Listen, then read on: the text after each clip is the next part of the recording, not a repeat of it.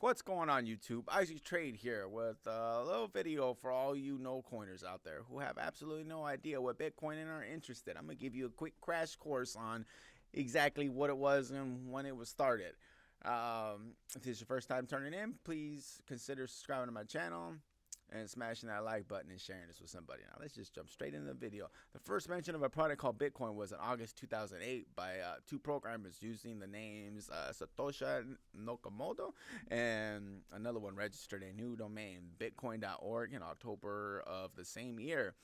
Nakamoto released a document called a white paper entitled Bitcoin, a peer-to-peer electronic cash system. In the preceding months, Nakamoto and a group of volunteer researchers had proposed different versions of the concept in forums and email threads. It was in 2008 that it all came together.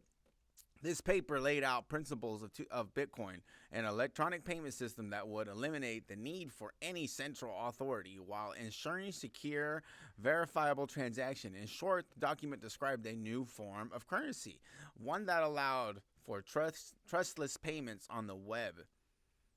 That is, they require a minimum amount of a minimum amount or even no trust between parties. In other words, the system allowed two users who didn't know or trust each other to exchange money in the same way they could pass cash back and forth. The system also allowed users to confirm messages, transactions, and data using a tool called public key encryptancy, eliminating any need to disclose their identity to transaction parties or third parties. In this case, was a byproduct, but not a primary feature. In January 2009, the first Bitcoin currency transaction occurred between two computers owned by the Nakamoto and the late Halfini. Wow, a developer and a early cryptocurrency enthusiast. Oh yeah, I heard that name now. It's just hard to say. Excuse me. Yeah, I don't mean to. To this day, no one knows who Nakamoto really is. Even a man named Nakamoto was named as Bitcoin creator by a Newsweek reporter in 2014. I mean, I don't even think that's the guy. Newsarticle, my family. Wow. and however, Bitcoin of the decentralized neutral of the platform, it is not concerned important to know who Nakamoto is. It really isn't. I mean, all you need to know is if you're going to invest in it. For all you out there who are like still, well, should I do it? Should I do it? Well, I mean, why wouldn't you now? You see how much it's ran up? I mean, it came up from nothing. Nothing. It was half a penny when I invested in it. Yeah, it was 0.00049, something like that. I was like, what the heck?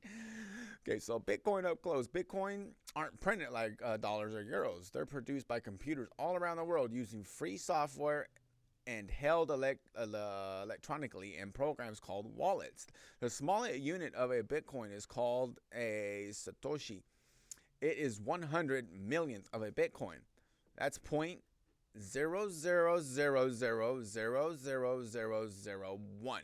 This enables microtransactions that traditional electronic money cannot perform. I mean, really, where are you gonna get? Man, who's gonna shoot you 0.000000001 of a penny? I mean, nobody. That's what Bitcoin, often abbreviated by the ticker symbol BTC, was the first example of what we now call a cryptocurrency. Cryptocurrencies are a growing asset class that shares some characteristics with traditional currencies, except they are purely digital, and creation and ownership verification is based on cryptography. Generally, the term Bitcoin has two possible interpretations. I hate that word.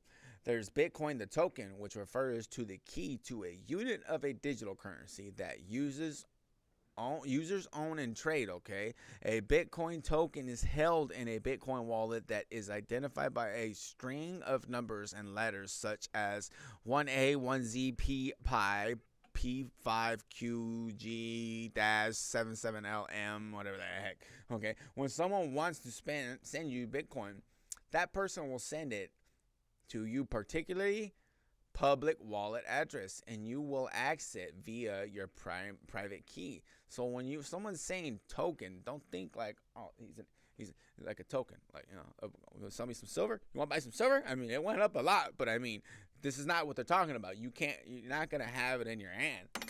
So don't think like that. I mean, I've heard of a lot of people getting robbed and shit like that. It's crazy. Like, really, someone's like, yeah, they sold me this. I bought this right at Bitcoin for $100,000. It's like, bro, you paid how much for that thing? I can go buy it on Amazon right now. Those are purely just for you to collect. That's it, okay? Then there's Bitcoin, the protocol, a distribution ledger that maintains the balance of all tokens tradings. These ledgers are massive files stored on thousands of computers around the world. The network records each transaction onto those ledgers and then propagates them to all of the other ledgers on the network. Once all of the networks agree that they have recorded all of the correct information, including additional data added to the transaction that allows the network to store data immutably, the network permanently confirms the transaction. So that's why it's actually safer. I mean, do you know how many times we've had these big banks that have gotten clapped because we got some dick in the background that's up to some shady stuff, and he just went in there, he's like, oh, delete, delete. I mean, this way, it's actually, I mean, we're watching it. It's safer. We're not leaving this in the hands of the big banks. They make mistakes all the time, man. I mean, that's why it's like the hell with the dollar, bro. Bitcoin can be used to pay for things electronically if both parties are willing. In that sense, it's like a conventional dollar, euros, or yen, which can also be traded digitally using ledgers owned by centralized banks. So it's basically the same thing. I mean, unlike payment services such as PayPal or credit cards, however, once you send a Bitcoin, the transaction is irreversible. It cannot be called back, okay? You cannot be like, oh, I need to return this. I need to get my money back. No, it's not going to happen, okay? Because once you hit okay, we have all these other people that came in and they're verified that you said it was okay and this dude said it was okay. And then how are you going to come in and be like, oh, well, I messed up? Well, that's your mess up, okay? That's how it should be. That's how it's always to be. If you make a mistake, that's on you, bro. I mean, you should have thought about it. You can't be like, I got buyer's remorse. Let me, no. Man, that said, Bitcoin does not depend on a centralized system of banking because each node on the network is owned by a private entity. The entire network is responsible for maintaining the accuracy of the ledger. When you send a Bitcoin or a fraction of a Bitcoin to another person, the entire network takes part. Which there's a lot going on in this network. This isn't just like a few little people here. No, this is worldwide. I mean, there's millions and millions and millions upon probably billions and billions, if not trillions, dude. Excuse me. This process is called decentralization, one of Bitcoin's most important characteristics. No single institution controls the Bitcoin network. The protocol is maintained by a group of volunteer coders and run by an open network of dedicated computers around the world, okay? This is why it's like, man, fuck them banks. Excuse my language. Since there is no central validator to this network, users do not need to identify themselves when sending Bitcoin to others. When a sender initiates a transaction, the protocol checks all previous transactions to confirm the sender has the necessary Bitcoin as well as the authority to send them. Put another way, Bitcoin users theoretically operate in semi-anonymity, and the network is self-policing, ensuring that bad actors cannot be rewarded. Poof. I mean, what more do you need to hear? Bad actors, well, you gotta go. Get the hell out of here, man. You ain't producing, son. Bitcoin is also, anonymous in a way, I guess. And practice, each user is identified by the address of his or her wallet, which can be used to track transactions. Law enforcement has also developed methods to identify users if necessary. Most exchanges are required by law to perform identity checks on their customers before they are allowed to buy or sell Bitcoin. This means an exchange's signed wallet address is most likely connected to a particular user. However, cryptocurrency wallets are not limited to exchange or other online services, and a wallet generated by an anonymous user on a single computer is fairly difficult to track. Further, every transaction on the network is fully transparent. Yeah, transparent. That's what we need, transparency, okay? We got too much stuff going on that's not transparent. It's like we're finding out later on. a fact that concerns some privacy advocates. Ultimately, tracking a Bitcoin transaction to a specific person is difficult but not impossible, and any statements describing the anonymity of Bitcoins are inaccurate. Since the network is transparent, the process of particular transactions is visible to all. Once a transaction is confirmed, it cannot be reversed. This means any transaction on the Bitcoin network cannot be tampered with, making it immune to hackers. Most Bitcoin hacks happen at the wallet level, with hackers stealing the keys to hoards of Bitcoin rather than affecting the Bitcoin protocol itself. So Bitcoin's system is foolproof in a sense. The problem is people that aren't able to keep they're getting hacked, and they're not making sure that they have two-part verifications. They're not keeping, their code up. I mean, they're using the same password on the same shit all the time. You know what I mean? You're trying to get robbed, bro. Don't do that.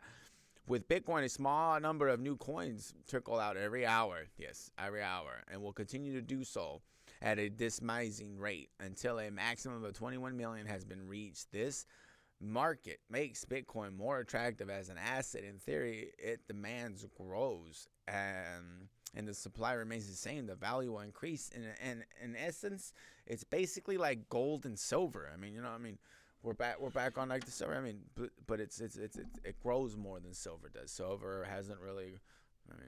Silver don't really grow that much. I mean, but that's what we're looking at here. This is the new age of gold and silver right here.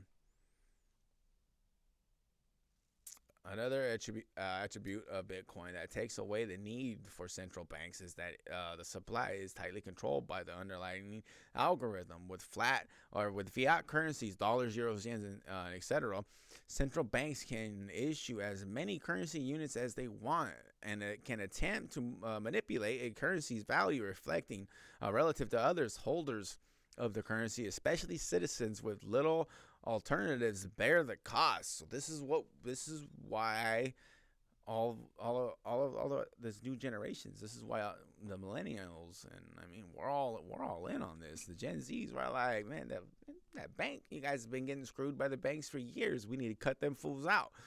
With Bitcoin, a small number of new coins trickle out every hour. No, wait. Okay, I'm sorry, my bad.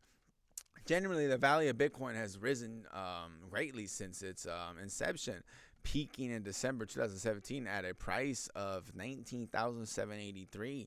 On November 30th, 2020, the price briefly rose above the mark to $19,000. And the actual price of decentralized asset like Bitcoin isn't strictly defined. And when was it? Well, just recently, we just ran all the way up to $65,000, almost $70,000. So, different services and exchanges may quote different prices for Bitcoin at any given time accordingly for the discrepancy in asset liquidity, slippage, and other factors. CoinDesk uses its own Bitcoin price index, which represents an average of Bitcoin prices across leading global exchanges. Like me, I use CoinDesk,